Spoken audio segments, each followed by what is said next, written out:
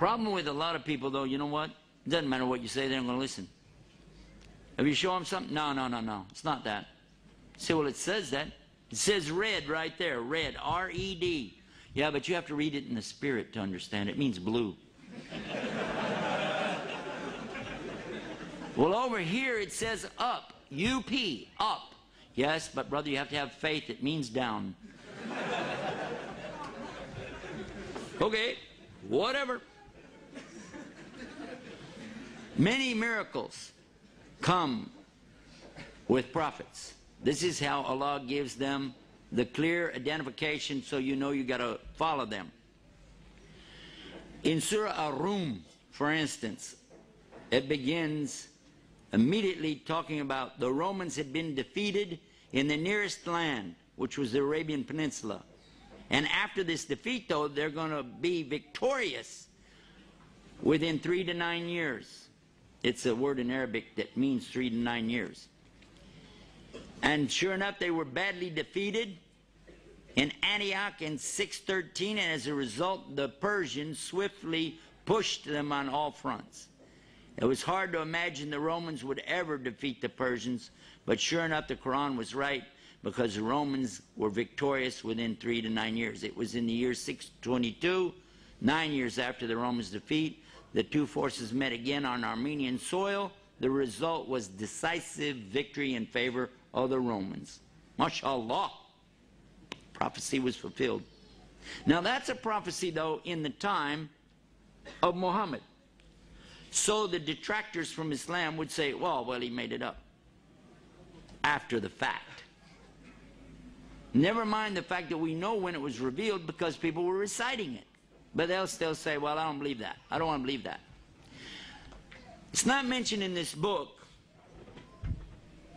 but most of you will know it when I mention it to you. The most amazing miracle that I know of dealing with the Quran and the Prophet Muhammad sallallahu alaihi wasallam is one that I thought about after I saw a movie called Back to the Future. Haram, haram. Anyway. The movie Back to the Future talks about a guy who goes in the past, then he wants to go back to the future. They had another sequel to it where he goes into the future, then a third sequel to it where he goes in the future, and then he goes way in the past back to the Old West, and then goes back and forth. He's going back and forth and back and forth. Michael J. Fox was in that. But I thought about this, and then I thought about something.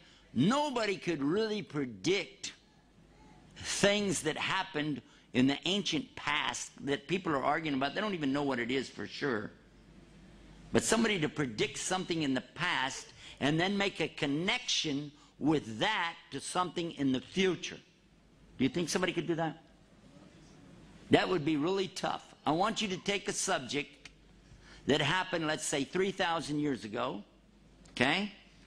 And I want you to take that subject and then predict something about it 1,500 years from now, and let's see how well you can do. Well, the good news is you won't be here, so nobody could blame you.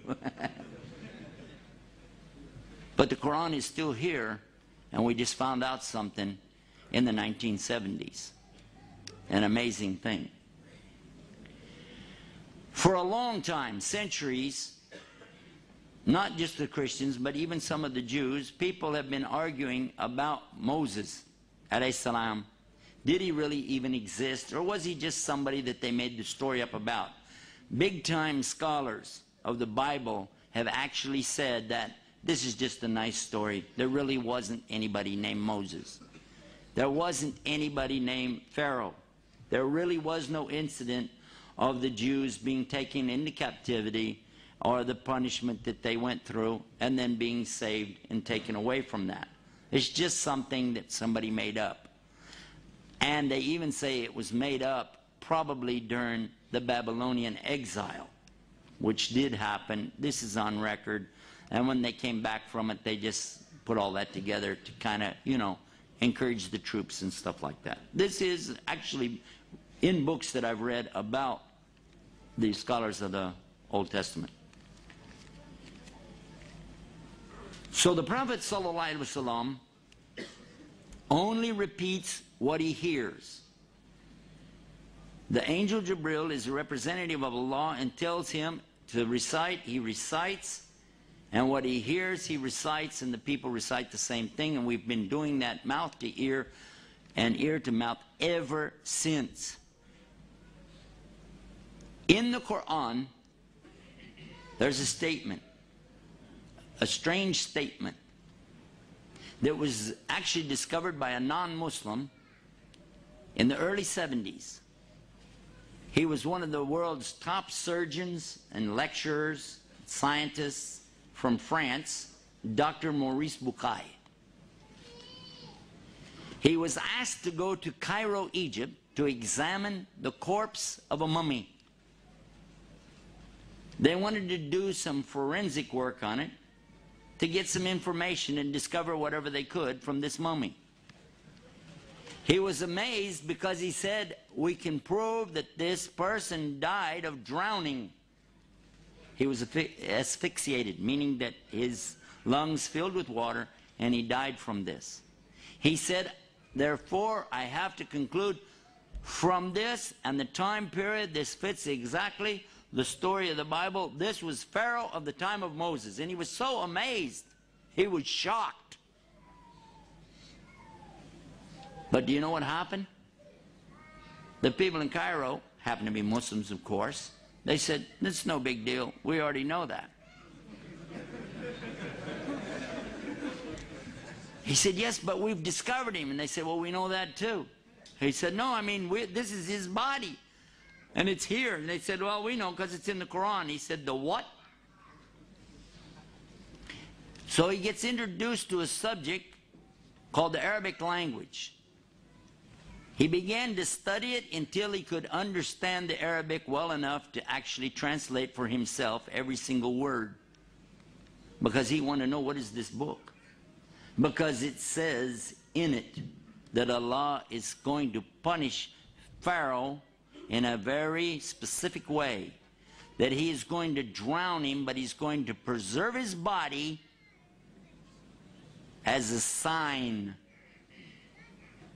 And sure enough, he's a sign for all to see today, because that body has been put on tour and taken all around the world to show this Pharaoh.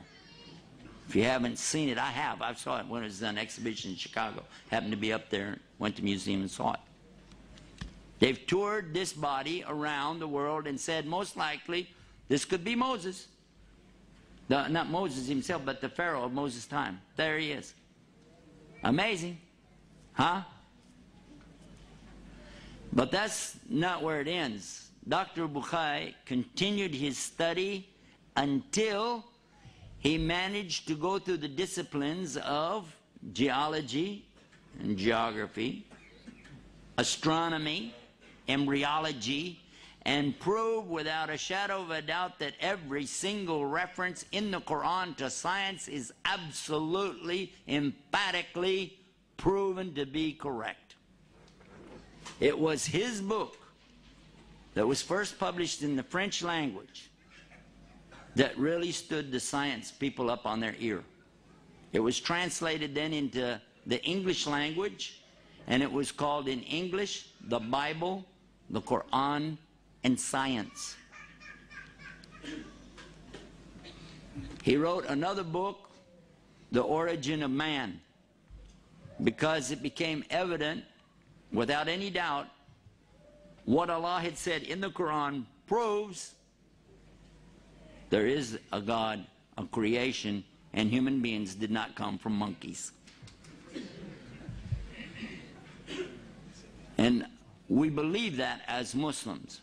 Although I still wonder, you know, when I look at my brother-in-law, I can't help but think that, never mind, this is another subject.